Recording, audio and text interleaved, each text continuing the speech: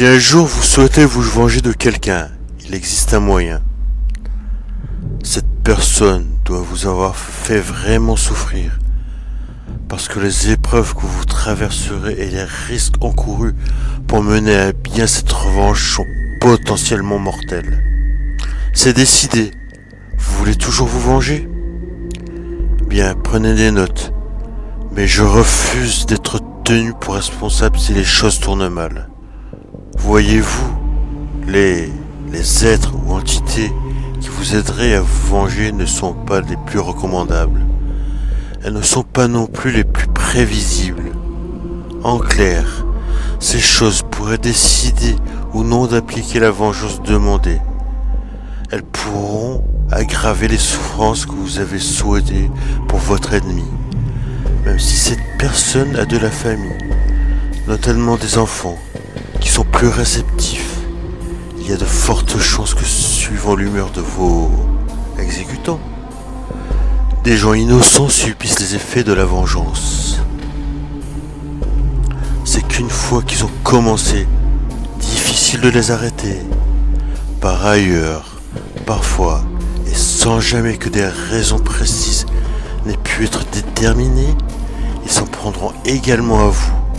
En clair, si vous suivez mes instructions, vous passerez un contrat avec des exécuteurs de basses œuvres cruels et incontrôlables, qui se réserveront le droit de modifier à tout moment les modalités du contrat, sans préavis, de façon unilatérale et même de se retourner contre vous si leur souffle de douleur n'est pas apaisé. Vous voulez toujours? Eh bien, je me demande ce que cette personne vous a fait. En tout cas, je vous ai prévenu. Les consignes sont simples. Choisissez une journée de préférence ensoleillée et partez au plus tard vers midi. Vous devez absolument avoir quitté la forêt lorsque l'obscurité tombera. Au passage, plusieurs personnes ont rapporté qu'il leur semblait que le temps était anormalement accéléré une fois le rituel terminé et qu'ils avaient à peine eu le temps de repartir, alors qu'il aurait dû leur rester plusieurs heures de marche. Vous pouvez vous déplacer à pied ou à vélo, de préférence tout terrain. Vous allez comprendre. Les véhicules motorisés type quad ou motocross semblent faire jouer leur rituel à une fréquence plus élevée, mais c'est vrai qu'ils offrent une certaine forme de sécurité en cas de repli. Veuillez emmener avec vous un objet de valeur à la hauteur de vos moyens. Ça doit être un sacrifice pour vous. L'argent liquide est accepté. Tout objet précieux aussi. Les inconscients ayant tenté de tricher avec un chèque ou une carte bleue ne sont plus en état d'expliquer les raisons de leur stupidité. Il vous faudra également des allumettes, un briquet, une table de chocolat de qualité et autres friandises. Une dose de drogue, légale ou non, cigarettes, alcool, cannabis, cocaïne. Prévoyez aussi de quoi écrire. Rentrez dans la forêt et ne perdez jamais des yeux vos camarades si vous êtes accompagné.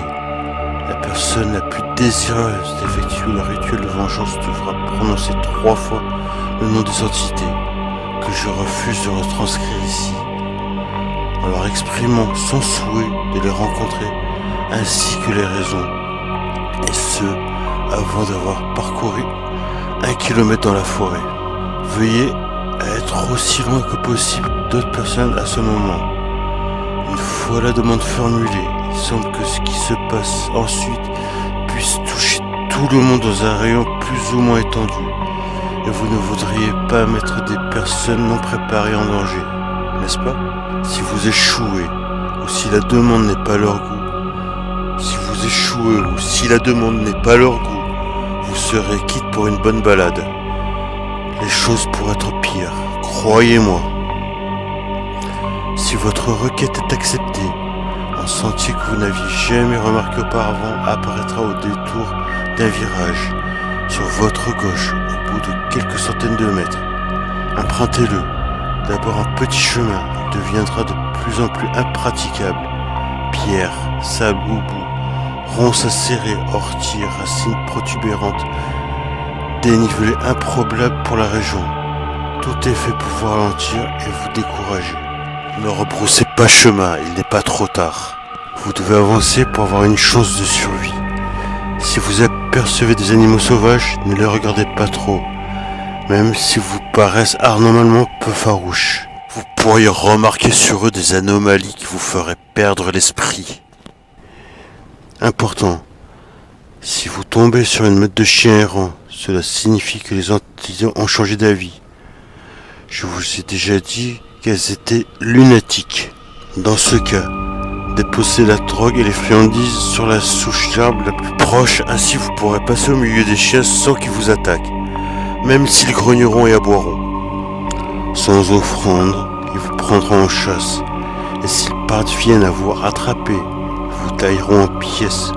Ce serait dommage, étant donné que dans ce cas de figure, le monde des vivants se trouve à quelques centaines de mètres après les chiens. Si vous ne croisez pas les chiens, vous allez pouvoir peut-être obtenir une vengeance. Vous devriez apercevoir une sorte de hameau abandonné, constitué de maisonnettes en bois. Toutes seront brûlées, sauf une. Elle est pour vous. Sortez votre papier et votre stylo. Rédigez une sorte de contrat daté du jour, comportant vos noms à tous ainsi que celui que l'on donne aux choses. Expliquez qui vous voulez viser, pourquoi, quand la date doit être avant le 31 décembre de l'année en cours. Quel sera le châtiment? C'est le moment d'avoir de l'imagination. Vous pouvez tout souhaiter, de l'impossibilité d'obtenir satisfaction chez le coiffeur, aux aigreurs d'estomac, aux flatulences permanentes, en passant par la ruine financière, ou pire. Une fois les modalités d'exécution du contrat couchées sur papier, précisez-le paiement offert en échange du service. Signez tous de vos noms et prénoms, placez le contrat et les objets de valeur dans la maisonnette. Assurez-vous que tout le monde est en sécurité et mettez-y le feu. À présent, dépêchez-vous de partir par là où vous êtes arrivé. Ne vous retournez pas. Ne perdez pas de temps et vous ne perdrez pas de vue les uns des autres. Si l'un d'entre vous s'égare, ne prenez pas le risque de retourner en arrière. Vous connaissez le risque avant de venir.